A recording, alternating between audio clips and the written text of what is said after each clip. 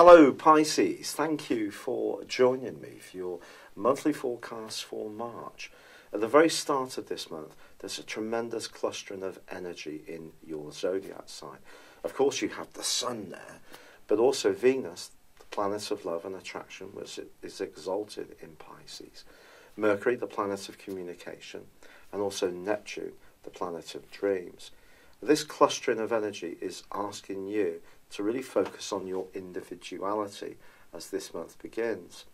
But because Neptune is going to be very closely tied in with the Sun in the first parts of this month, it's going to be very important to have a clear understanding of what it is you're trying to achieve. Neptune is a shifting influence, it's an eroding influence. Of course, it's your co-ruler, but it's about water, and it's also about the past. Now, being a mutable sign as you are, you can have a big appreciation of the past anyway. But this clustering of energy in your sign is asking you to be very much more in the present.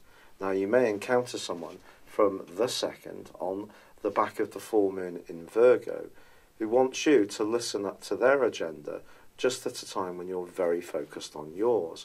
And because Mars, the power planet, the planet of drive, and the planet of instant gratification, moved into a very confident and assertive part of your situation at the start of February and remains there through to the middle of this month, well, Mars is going to come into conflict with some of these energies in your zodiac sign. So you have to be clear about what it is you want to achieve, because if you don't, you may end up in clashes, battles of will, or pursuing objectives that are never going to materialise, or seeing your best efforts just melt away because perhaps they don't have enough structure. Now, of course, structure comes from Saturn, much maligned Saturn, which moved into your sector of longer-term hopes and aspirations and friendships at the end of last year. Now, there was a big impulse of energy at the turn of 2018 in this very interactive part of your situation.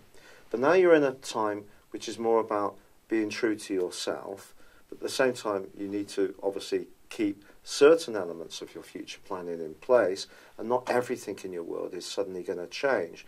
But there are some areas that may need to be refreshed, replaced, or you may want to start completely from scratch. But don't necessarily expect that everybody is going to fall into line to salute what you're trying to do. There could actually be some feisty challenges when people really demand to know how realistic some of your planning is, or if they feel that you're being too assertive in terms of wanting to get your own way. That can also create a degree of opposition. Now, that can be borne out in the first 3 days of March, because Mars is in a right angle with Mercury. That can create a lot of nervous energy. Your point of view can be quickly articulated, someone may shoot it down, or perhaps it's you who's going to be more disparaging of someone else's big picture. So the best you can do really is stick to what's right for you, know what's really clear and factual, listen to your hunches by all means, but it is going to be important to almost challenge yourself about some of your preconceptions. Otherwise, you may end up investing quite a lot of time and energy in strands, people, situations that are not actually good for you. Now, on the 6th and 7th, Mercury and then Venus relocate respectively into your second solar house. Now, Venus moving into this area can definitely be a ka-ching moment. Now, Uranus has been here full-time since 2/11, and Venus moving here almost always makes some good news happen. So in the following 28 days, don't be surprised if you do have some financial fortune. But equally, one of the challenges is going to be in not becoming overindulgent around all the calorific goodies and sweet stuff and booze, anything really that we kind of like and we can have too much of. But in fact, in the heart of this month, Mercury and Venus are going to be combining really brilliantly. So if you are someone who wants to take those ideas that have been germinating at the start of this month, but shape them in a way which has thrust, but also is well thought through, and you can show that discipline and structure, then you can really improve your financial lot this month. Now, Jupiter, the planet of growth, of course, has been in the very adventurous ninth house of your situation, which bodes well for travel, for learning new languages, higher education, further education, educating yourself at home, learning new interests, just basically freeing yourself up to widen your perspective of life. Now, that is going to slam on the brakes and go into a retrograde on the 9th for 4 months. If you are going to be doing anything across those kind of areas, or you're involved in any kind of legalities or getting into agreements, it is important to think very carefully before you commit to something. It is going to require some exacting research to avoid that you don't commit to something that then becomes something of a millstone around your head because you've been over-optimistic about what is possible. But then in the second week of this month, although Venus and Mercury are challenged by Saturn, which just suggests, again, being a bit careful about what you eat and drink, and also not being over generous to the wrong kind of people. You may be sifting out some friends at the end of that week, but there is also a tremendous link between Mars and also Uranus. So if there is part of you that really can go with the flow, which comes from that mutableness of your nature, that you can flex a little bit, and you see an opportunity that's a bit different, that requires you to be bold, make a snap decision, go on gut instinct, you could have a major breakthrough around your career, but it may come almost from nowhere, and you will have to move quickly, I feel. But then later on in that week, it is true that Mars gets into a tangle with Neptune. Mars square Neptune in people's natal charts can see people who are a bit shifting in their positions, and sometimes are seen by people as being slightly dishonest.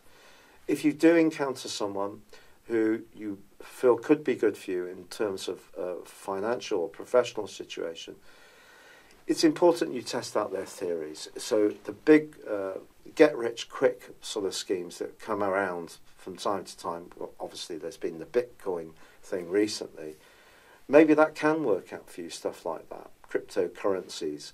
But it's important, whatever the latest one is, that you really pick things over carefully, because someone could sell you a dud and they could be hugely convincing, and actually it's all about their agenda. So just proceed with a bit of caution. That brings us through to the 17th and the new moon in your sign. The new moon can give you the push to relaunch yourself in some way, change your personal identity, for haircut, add to your wardrobe, change how you approach things. It can be a real jolt of extra energy in the following month, but it squares with Mars too.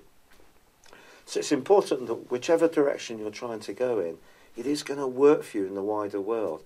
So that comes back down to this realism thing. You can have the great ideas and you can be utterly inspirational, but you have to translate how they will stack up in practice. And I do think that Venus and Mercury will really help you. Now then, Mars moves out of this very dominant part of your horoscope into a much friendlier one which is much more about your social interaction. But it is going to be merging with Pluto from the 27th to the 31st. And someone you've got on well with in the past, well, you could have a little bit of a standoff, to be honest. And it may be because a friendship, someone's not coming up to the values or standards that you have. Maybe you've been evolving, they haven't. Or perhaps someone's moved on a bit from you. There could be some kind of clash at the end of this month, which will teach you just how much there is something to salvage from this situation, but it'll also show you who's really meaningful in your world. The Sun moves into Aries on the 21st.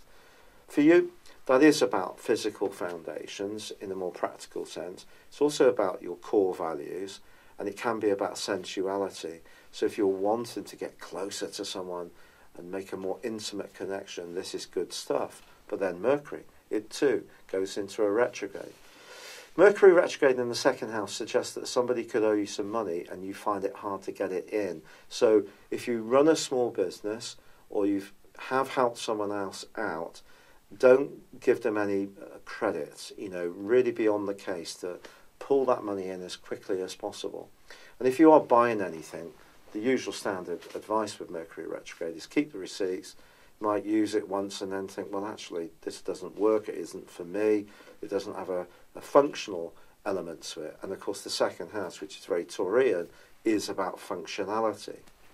Then, probably the most magical moment in a strange way of this month occurs for you on the very last day, when Venus, the planet which is so exalted in the sign of Pisces, shifts into Taurus, which is about communication, everyday contacts with siblings, people in your community, your neighbours, folks next door, people you see quite a lot of. There can be an extra charm about the way you communicate in the following 28 days, quite magical. But I do think March is going to give you a fantastic opportunity to improve your financial lot, as long as you're utterly clear about your goals. They're realistic goals, and you can persuade the people in positions of influence that where you're coming from actually is viable and stacks up. And if that's the case, this can be a real month of improvement and gaining greater traction. But it is going to be important not to let the more idealistic side, the more dreamy side of your nature interfere with some of your logic and your decision making too. It's been absolutely brilliant spending time with you. I would love it if you would subscribe, comment or like my channel. But for now, good luck and goodbye. Hello, thank you so much for watching my video. I'd love you to join me at my Horoscope Ace app. You can find this at www.horoscope-ace.com. You can use it through Android, iOS, Apple or Facebook. Check out your ascendant or your moon sign, or download your free birth chart. There's all your favourite videos, plus there are daily, weekly, monthly and yearly horoscopes for general, love, Chinese and Indian astrology. If your passion is tarot, there's my brilliant 3-card money or love tarot readings too. And it's all there at www.horoscope-ace.com. Thank you.